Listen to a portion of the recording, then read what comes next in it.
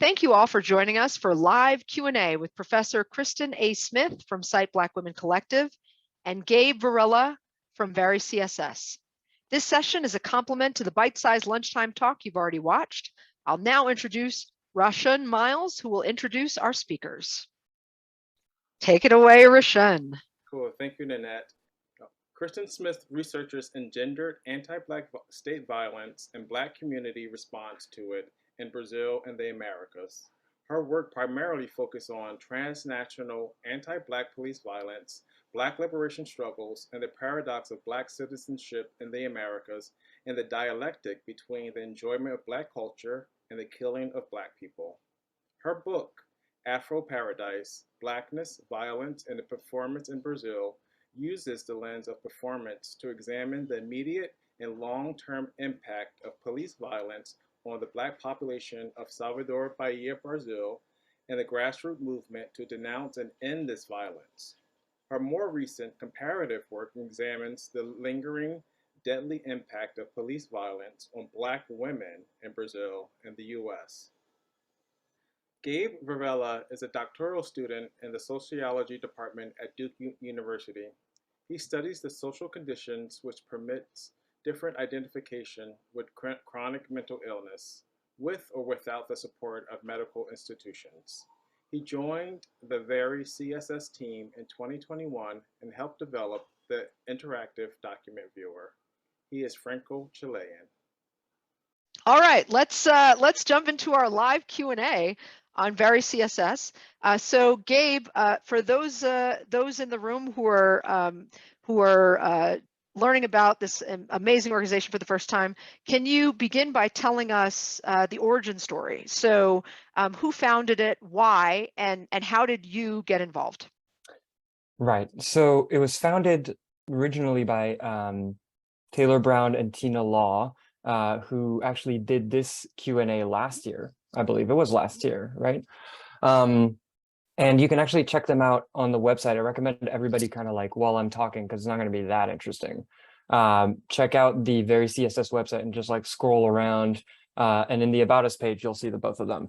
And I believe the origin story, I mean, there's no better people to tell their origin story than the actual originators, but they met at a SICSS event and discussed a little bit of the missing voices in CSS in general. And it was particularly at that point was especially burgeoning. And I mean, it still is. And then they kept meeting, especially online and through Zoom before it was popular, and started building something up. And the first version of the website was actually just the speaker database. So their first mission was to gather a bunch of different people who might be interesting for conferences, for talks, for consultantship, and that typically weren't reached out to, and create that database to make it easy for people looking for others to be able to select them and to kind of have a description. And then that grew a little bit. I think there was a double thing for them, if I were to guess, which was one, it was a lot of work, just the two of them, and they had kind of bigger ideas of things it could be. And the second thing was they really wanted it to be a horizontal sort of communal organization that brought in more thoughts and more ideas. And so they actually had sort of a recruitment drive, mostly with the people they knew, and a bunch of us jumped on after chatting. So Taylor is or used to be a student in my department. And so I was talking to Taylor about how to survive graduate school. And she was like, you know what you should do? You should join this organization that I have. I was like, how is this helping me survive grad school? And like, little do I know, it actually does help. So that's all the way up to when I got there. One of the things that I was really interested in doing when I joined up was sort of, we were doing this project in my department, thinking about ways that we could change curriculum to reflect Black authors in particular more in the curriculum. I mean, they were not represented at all in our sort of like core statistics and theory track for graduate students. And so that translated pretty well into creating this database of articles that would be easily searchable. And on top of that, actually at SICSS, I had gained a little bit of knowledge, like a tiny bit of knowledge in like Shiny apps. which I'm sorry, Nanette, I know at some point you wanted me to jump in, and I was like, could not do that. I could just enough to like make it work, and it barely does if you actually go and check it out. And that's what our literature app is. And the idea with that is exactly that, right? Is yeah, imposter syndrome is very real, that one. It functions. And so the idea with that is that we gather a bunch of articles that are CSS that are done by non-white authors, and not necessarily talking about any particular topic. I think that's really important to us, is that it's, you know, we've had a lot of conversations about what kind of documents to put in there and what kind of documents to exclude. And we've kind of decided on focusing on the focusing on the actual author instead of the content. And that's something I'd love to hear what you all think about. In fact, I should have started this by saying, I'm happy to take questions and like what my experience has been working in this space, but I would really, really, really love your opinions about ways forward. If you would like to join the team, please come. Like we're not a closed entity. If you want to nominate yourself for the speaker database, you really should, or nominate someone else. I can share the form for that. And you'll probably see me taking notes after some of y'all's comments, because we kind of don't know what we're doing. We're still in discussion. We're still kind of crawling forward. And I think that's the only way to be doing things. Thank you so much. So we're going to jump straight into a question for you, Christen, Dr. Smith. Good morning. And I'm going to make sure that we start jumping into our participant questions as soon as possible also. So participants, if you have questions, please start getting those hands up. So my question for you is about the response that you've received to this work that you're doing. So we'd love to know if you've seen like an uptick in the number of citations attributed to Black women. And we'd also love to know the response to people around the world where Blackness, specifically experiences of Black women, are different. What have you heard? And if you want to drop some knowledge on that Nature or Science article too, we'd love to hear about that. So please take it away. I have one thing before we get started. I wanted to share in the chat, because I just got the text that there's a new piece in the Washington Post that just came out literally as soon as I got on this call, where I'm interviewed, that basically, and I'm interviewed in the text and in the article, because it looks at the rates of women's citations in science. And one of the commentaries that I'm making on there is that these studies must be intersectional, because if the rates for citation for women in science are low, then you can imagine how low the rates are for Black women. So I've dropped that in the chat for you all to take a look at. And I think that helps to answer the first question, which is what has the impact been of this project. It's been quite profound. And I'm always very humbled and also constantly pleasantly surprised. And I'm trying to find the right words. And I say pleasantly surprised because my instinct is to say shocked at how much impact we've had. To be really frank with you, I don't even know how to measure how many special issues of journals, how many projects, spin-off projects have come out of Cite Black Women. There have been many, many, many, and some people tell me about them and tell us about them at the collective, and some people don't. Sometimes we stumble upon things, sometimes people tag us. And so I've seen huge repercussions. And I have seen actual kind of tangible attempts at change, especially in my own field of anthropology. And so the conversations, as an anthropologist, obviously, anthropologists get in their feelings about this project because they're directly implicated, because I'm an anthropologist. And so our major journals, actually, particularly cultural anthropology, has had, kind of a direct conversation with us about this issue. And we just launched a new colloquy in cultural anthropology, looking at Cite Black Women, bringing together some of the most prolific and amazing Black women in the field to comment on the historic erasure of Black women in citation in the field of anthropology. And so there's been a lot of commentary that's come out of this conversation. In addition to the commentary that's come out of this conversation, there have also been kind of attempts at tangible change. And I think that the attempts at tangible change have been changing the mission statements of journals, changing of the instructions for how people should submit to journals. So I know cultural anthropology changed its guidelines and said that you should pay attention to your bibliography and your citational practices and before you turn in an article for review. And that was new. And they actually did that in a secret squirrel kind of way while we were doing our executive panel at the AAA back in 2019. And so it's been exactly, it's definitely a secret squirrel thing. I mean, so it's been really, really interesting. My own department actually, this is to me comical, but my own department did a audit of the syllabuses in the department to see how many Black women. Now, they didn't say Black women because of course they don't want to give me the credit, and that's the irony of all this, but they to try to see how many people of color were being cited and included in the syllabi in the department. And that's another thing. I mean, we could talk about that because I don't want to go on. I want to leave time for questions. It's interesting to see how many people cite Black women without citing Black women, that there's a lot of that happens as well. And so you have people say all of a sudden being interested in citation and race and gender. And I'm literally in the department and nobody came and talked to me about it before. But that's okay, because for me, the importance is the work. And so I feel like if folk are their intentions are good, then I'm not so concerned about you constantly having to mention us.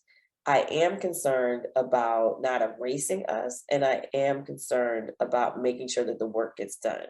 And so I don't, I've had people kind of, like I said, organize special issues and never really contact us. That's okay, as long as you cite us, right? As long as you say, hey, we got this inspiration from the Cite Black Women collective. And so that, that to me is really what that is. But the repercussions have been wide, including me at the airport in the line for a rental car yesterday, talking to the Washington Post. So. This is amazing. Thank you. I'm so glad that we were able to bring these two organizations into conversation with each other. And I think this is a beautiful follow-on from Just Tech yesterday, which I say that the work that they're doing is building on the work of varyCSS and Cite Black Women, which I think is a beautiful thing. And I'd love to see the three of you all in conversation at some point. I think that would be fantastic. And my lab has a small initiative related to making sure we cite people that do privacy. So I'd love to hear from you, Gabe, if there's been any blowback to the organization with regards to focusing on women. I asked this question because I spoke to Safia Noble recently.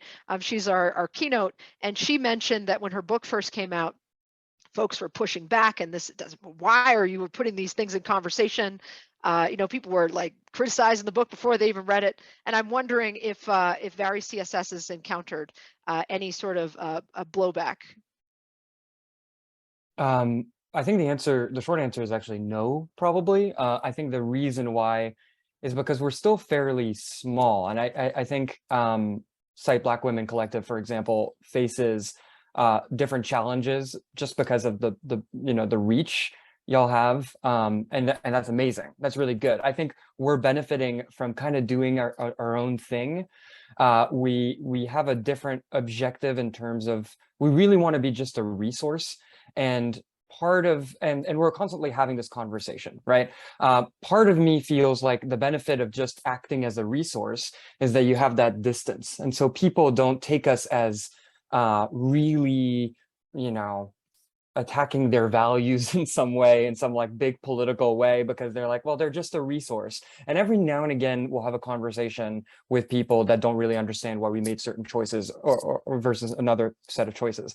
On the other hand, I think that we lose a lot from not taking that stance very strongly. And that's just like a decision we made early on when building this thing. So I think the short answer is actually no. Although we constantly are trying to challenge ourselves to make sure that we're not falling into the traps that are obvious. So, for example, in our literature database, which by the way, we do cite you, Dr. Smith, because you were genuinely an I appreciate inspiration. you. Thank you. You're genuine inspiration for that. And it's funny because we're building this literature database and we're trying to tag elements in it. And we're thinking, okay, well, do we have a sex or gender sort of tag? That's complicated. Do we have sort of like a location tag? Where is the work from?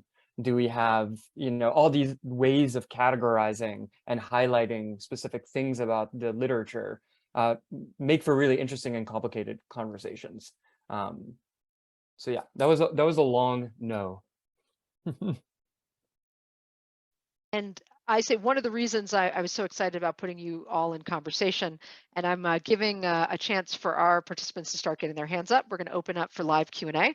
And I will start keeping a list. One of the reasons I was very excited about introducing the two of your organizations is because you're in different places, and I think are approaching it in very complementary ways. And I imagine that the Shiny app that the varyCSS is using could be useful for Cite Black Women, and the fact that Cite Black Women has a podcast, could be really helpful. You all are going. I love the idea, and I think our participants have figured this out by now. I'm a connector. I love putting people in conversation. So let's start getting our questions. And so our first one is going to go to our alumni TF, which is Rashun. So he will start us off, and then I will put the Q in the chat box, and we'll get this conversation started.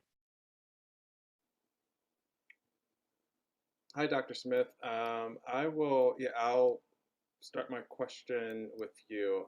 I wrote one down. I wanted to know if, in your analysis of citing Black women, if a single authored paper by a Black woman, it holds more weight than, say, a multi-authored paper that has a Black woman on the paper, and also how is Black defined? I know that you've done work in Salvador Bahia specifically, and like how is Black defined, and how is it aligned and corroborated with the author who may phenotypically look like a Black woman? Thank you. And I want to shout out, we have a few folks who either speak Portuguese or from Brazil, Cape Verde. There's a lot of love in this space for you right now. So thank you, Rashawn, for that question. Let's jump in. E fala português também. Ai, que bom. There's, you want me to go ahead, or you want me to wait? I can go ahead? Okay, perfect. So thank you so much for that question, and thank you for all of you for kind of engaging with the work. I just really appreciate that, right? And I'll just say, bom dia, boa tarde para quem fala português. So there's a lot of complexity in that question, although I think that our approach, because we have a transnational collective, and one of the fundamental elements of the collective is to have a transnational perspective on things. And why is that important? Because we're really thinking about Blackness with regards to its social and political consequences, and thinking about it as a dialogic Blackness, right? And so we identify folk as Black based on their own identification first and foremost, and also based on the ways that they are perceived in society. And that latter part is extremely important, because that's why we do this work, is because of discrimination. And so it is the perception of Blackness that really foments racism and anti-Blackness, right? And so if we recognize that, then by going through and identifying people based on their own identification and others' identification of them, then you get at the heart of inequality. And so when I did my research paper with my with my graduate research assistant or former graduate research assistant, Dominique Garrett Scott, back in 2021, we published a paper called We Are Not Named in Feminist Anthropology. I'll drop the link. If anybody needs it because of the paywall, let me know. I'll also send it to you. But we conducted a pilot study looking at citation rates for Black women in the top anthropology journals. And obviously we found horrible results, right? Just gross underrepresentation across the board. But the reason why I bring that up is methodologically, how did we identify the Black women? And because it was a very complex study, I won't get too far into it, but it was very complex because one of the things that we found was that while Black women were undercited, grossly undercited, definitely, right? But in addition to Black women being undercited, Black women anthropologists were even less cited than just Black women. So why is that important to your question? Because we didn't necessarily know all of the authors. Why? Because there were many of the Black women who were cited, even though there weren't that many, weren't anthropologists. So we couldn't identify them readily. So what did Dominique and I have to do? We had to go through and actually Google everybody that we didn't know, right? And so that is where the interpolation came in. For most, we were able to we would either find pictures of people and it was clear that they were Black, or we were able to find self-identification on websites and things like that. There was only one person out of probably 1,600 authors that we could not identify racially because they had a racially ambiguous appearance and no personal identifying markers online. And so we decided we weren't going to count that person. But everybody else was either very obviously Black and identified as Black, or very obviously a Black and didn't have any information on their racial classification. And we classified them as Black. And so I want to really underscore the fact that at Cite Black Women, we recognize that Blackness is not a monologue, right? I can't wake up tomorrow and say, hey, I'm white today, so count me as white. It's not how it works in the world. And so we recognize that, and we are working with the understanding of how race actually works and how Blackness actually works in the world in order to identify these spaces of inequality. And so hopefully that answers your question. And that also goes to the transnational, because, I learned that methodological approach from my work with Black feminists in Brazil, for example, right? Who are very much about recognizing that you may say that Blackness is ambiguous and hard to identify, but when the police want to shoot somebody, they surely know who's Black. And so that is kind of the methodological and political framing that we use when we go into this. Thank you so much. So our next question will be for varyCSS. I'm going to present that. And then Christina will be next with a question for Cite Black Women Collective. So Gabe, we have a question from one of our alums about the work of the organization. So do you incorporate people outside of universities? So does varyCSS work with community members and other individuals who may not be attached to a university or institution to spread this work you and I are both sociologists, so, are you doing any public sociology here outside of the academy? We don't. So if by that you mean, do we have people on the team that aren't affiliated with a university? As of now, no, actually. It's been like a very graduate student centric thing, and we have some non-graduate students as well, I believe, but it's definitely a university thing.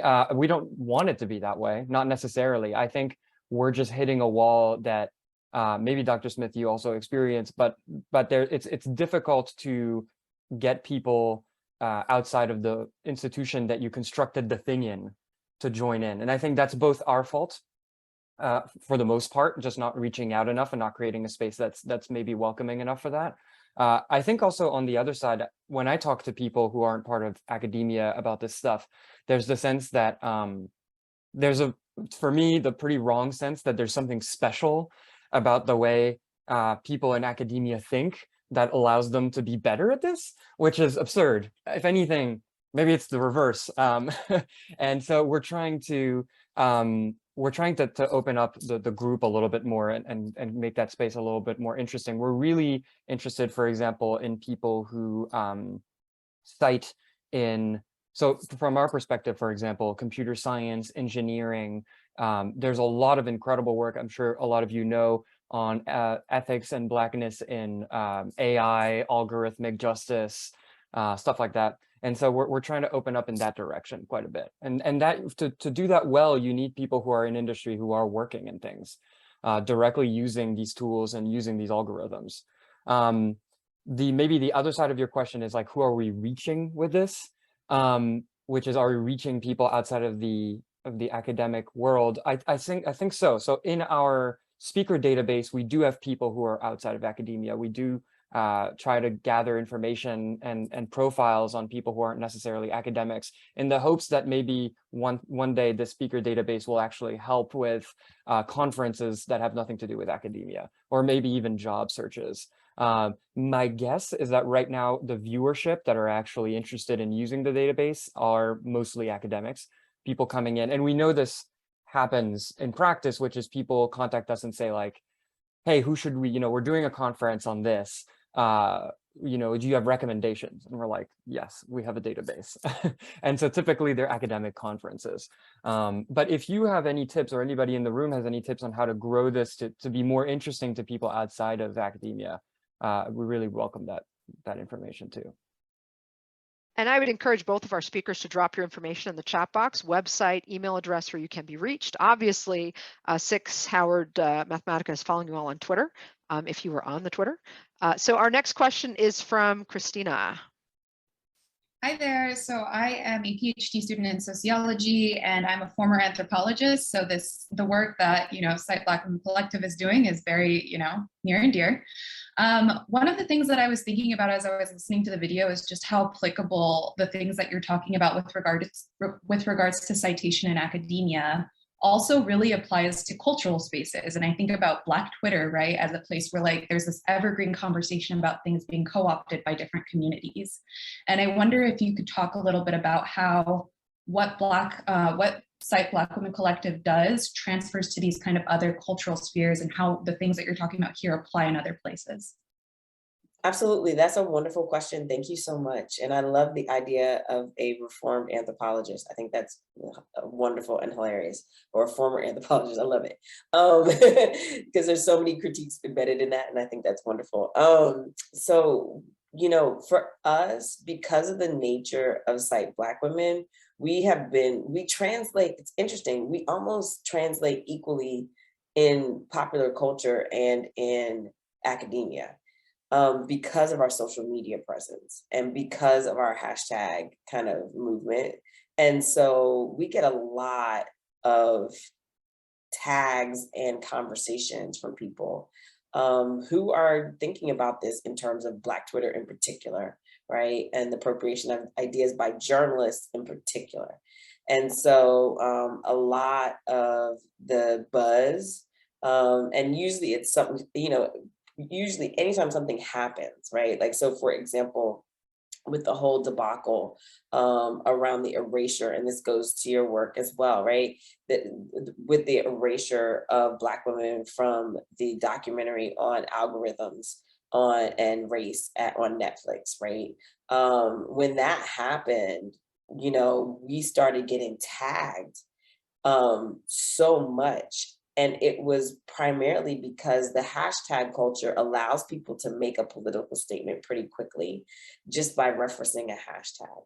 And so, what happened was, it's like people get upset about something and they just say hashtags like Black women, right? And that just kind of proliferates things. And then usually what happens after that is that somebody tags us literally like at Cite Black Women and brings us into the conversation. And so I got interviewed for when that particular incident happened, and wound up reaching out to some of the authors who were working on these issues and just kind of saying, hey, this is who we are, this is what we do. Let us know if we can be supportive of you in any way, right? And so I think that it definitely translates to outside of academia, and it does so readily. especially around cultural production and journalistic production. So artistic production, films, music, books, those kinds of things, and journalist appropriation of Black women's voices, which seems to be kind of rampant, particularly the New York Times, for example, but all venues. And so that it's always a conversation. So hopefully that answers your question. We have another question from our alumni TF. Rashan, go ahead.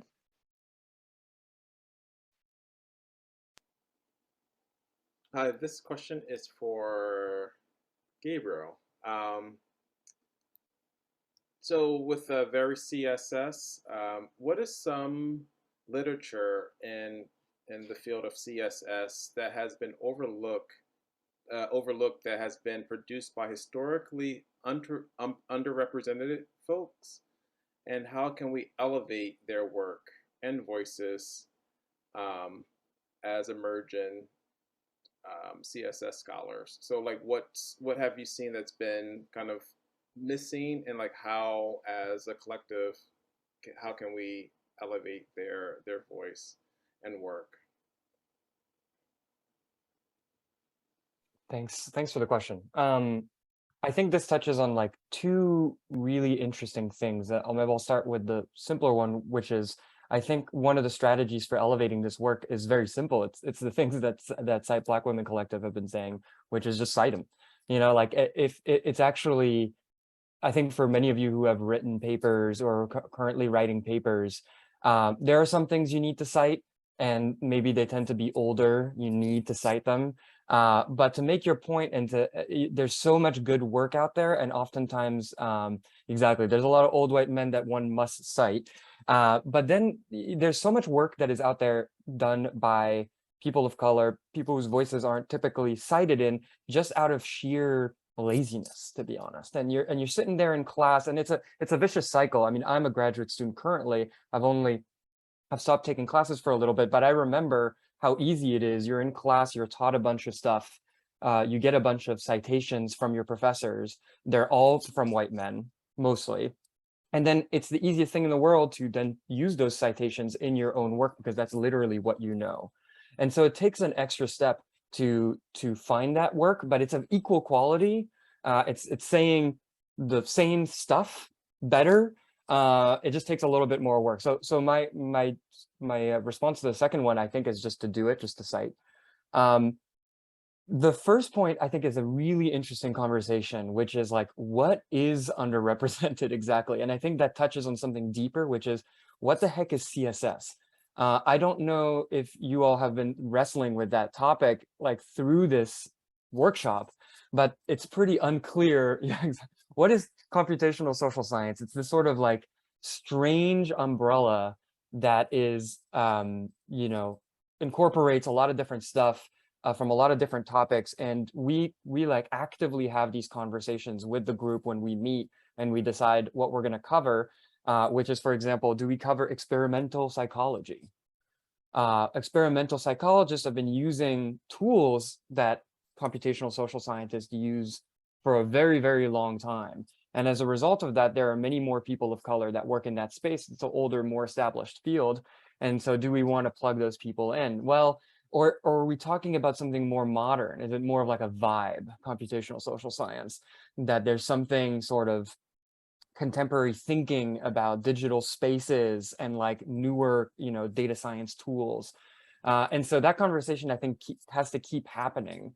One thing that I've been thinking a lot about lately is we talk a lot about trying to define the boundaries of CSS and then trying to bring people into those boundaries that are people of color in particular, women as well. Maybe we should be thinking about it a little bit in the other direction. I'd love to hear what everybody has to think about, is particular, Nanette, and is maybe we should be expanding the boundaries towards where the people of color are already doing work, because that's already happening in lots of different ways. And I think the boundaries may be building themselves in ways that are already exclusionary by focusing, for example, really strongly on data science tools. So the cooler your toy is, the more you get into science or or whatever. You know, we have our own sociology journals that have that bias. So that's the two things we've been thinking about a lot. Thanks, Gabe. And I want to point out to folks that we have optional day 6 content. There's day 6 doesn't really exist, but it's available on experiments. So some sites end up putting that in as a full day. We have that in there, and we have an expertise for that discussion. But you know, we're in a space that's still really deeply being defined, and our site is an example of a location where we're trying to disrupt that normal path towards white maleness, and making sure that from the very foundation, we look and feel and act and welcome in a different space. So our next question is by Susanna. So go ahead and unmute and jump in. Hi, my question is for Dr. Smith. I was wondering, how do you see the Cite Black Women collective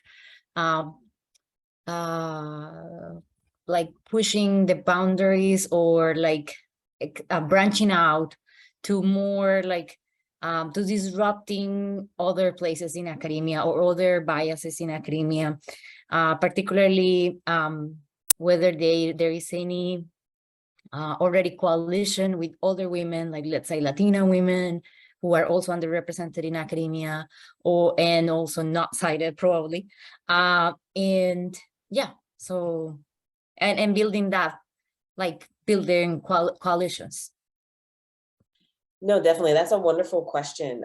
I think that we are very aware that there are some excellent organizations out there that are doing that work, and we try to make sure that we support them. So Cite People of Color, and you know, for example, there's a coalition called Black Latinas Also Know. I mean, there's a lot of different groups who really kind of taken on these different issues. And I think that our approach has been to stay on mission in terms of our focus, but to always make sure we support others as they expand their focus, right? And so one of the ways that shows up, for example, is by encouraging people to start that. And so I don't know of an organization that looks at Latinas in citation. I think there should be one, right? And I think that, you know, that's something that needs to be done, right?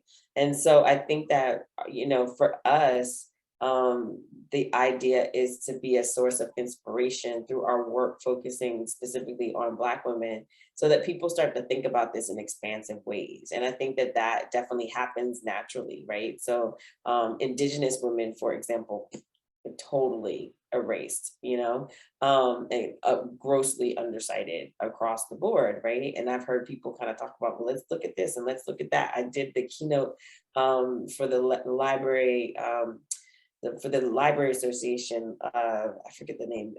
Yeah, the library. Yeah, it was the Library Association. Sorry, I'm still a little jet lagged. A couple weeks ago, and I was having a really beautiful conversation with librarians about how do they start to take up this work. And, you know, they were looking at Cite Black Women and say, okay, we can start to think about ways to be able to structure our classes with students and help people find resources that focuses on recognizing inequality in citation, right? And so trying to, you know, think through ways to structure libraries and structure library databases that will allow that to be a resource. And naturally what came up for them is the fact that, yeah, you know, let's do this for Black women, and then let's do this for Indigenous folk, and let's do this, you know what I'm saying? And so people kind of naturally go in that direction. And in terms of other areas within academia, it's interesting because one of the things that the conversation around Cite Black Women has done is really, and one of the things we do, particularly in our mission statement, Nanette, I think I shared the mission statement with you, so you could share it with everybody, right? Is that that's the praxis? Praxis, exactly. It's on our website. Awesome, yes. Perfect, thank you so much. So one of the things that we talk about is how citation is really expansive, and if we recognize the expansive definition of citation that goes beyond bibliographies, then we can see how it has reverberating effects far and wide. for example, like what Gabrielle was saying, you know, how people teach has a lot to do with that. So this is a pedagogical issue as well. So it's not just about bibliographic citations. And I think that once we recognize that, and then it starts to just kind of trickle out and go in different directions. Thank you so much. We're going to spotlight our final two folks with questions, Rumesa and Erica. So if you could go ahead, Erica, and ask your question, and then Rumesa, you can ask theirs, and then our speakers will respond. Go ahead. So my question is for Dr. Smith, and so I'm curious about actually your book from Salvador, because I'm from Brazil. And so I was, what kind of data did you use to write your book? So, and if it was interviews, how did you go around to get the data, since as we know, it's sometimes very, very complicated to get in touch to those women, Black and brown women that are living usually in slums, and not so easy to get those information. So.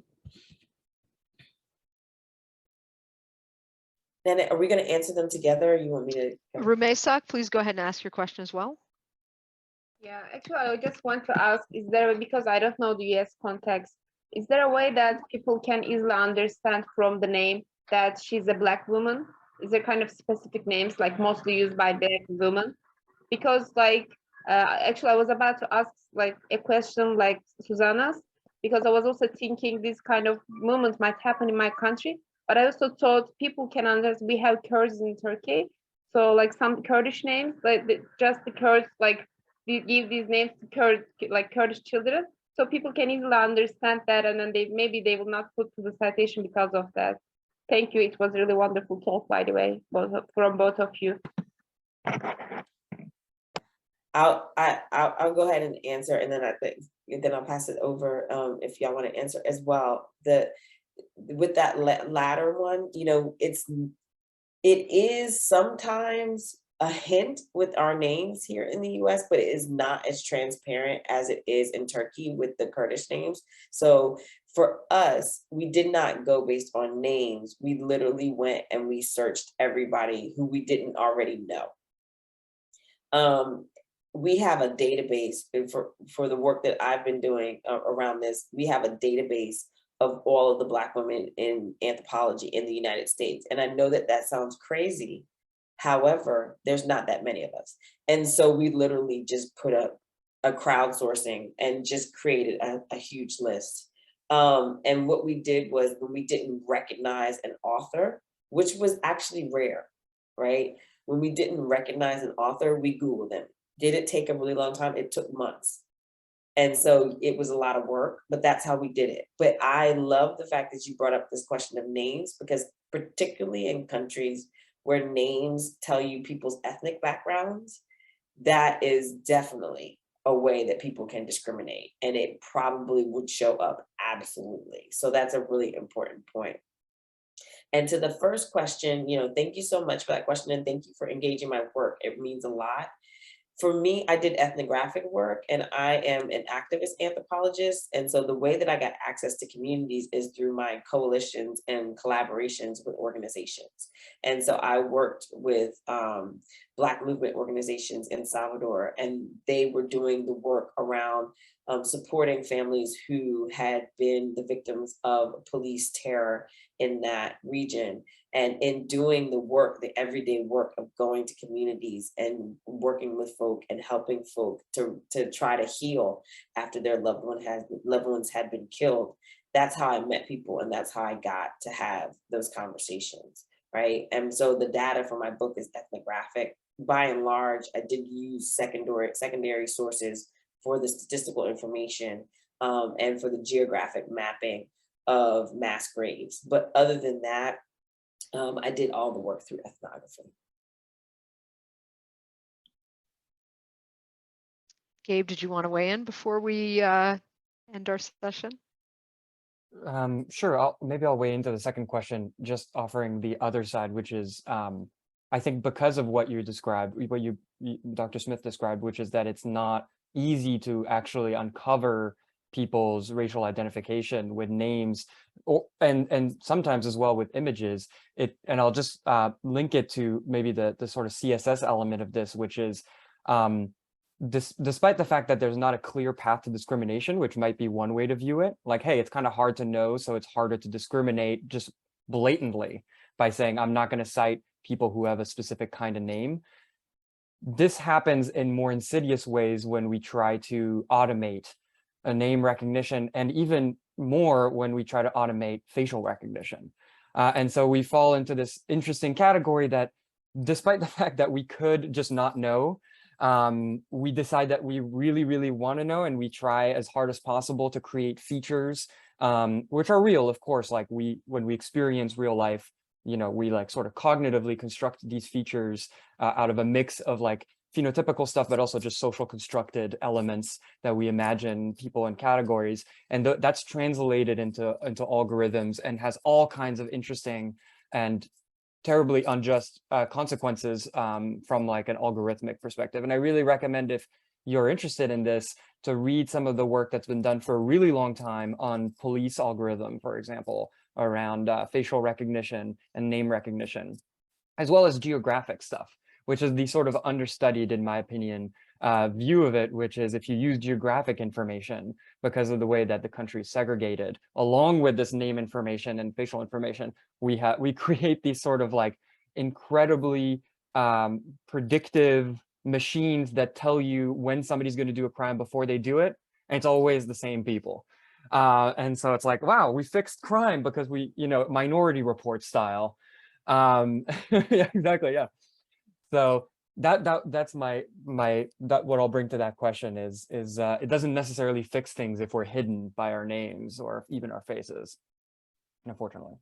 Thank you both for an incredible conversation. I think we all learned a lot, and this in combination with our talk from Just Tech yesterday. I love the citation activism that's happening here. Somebody buy that website.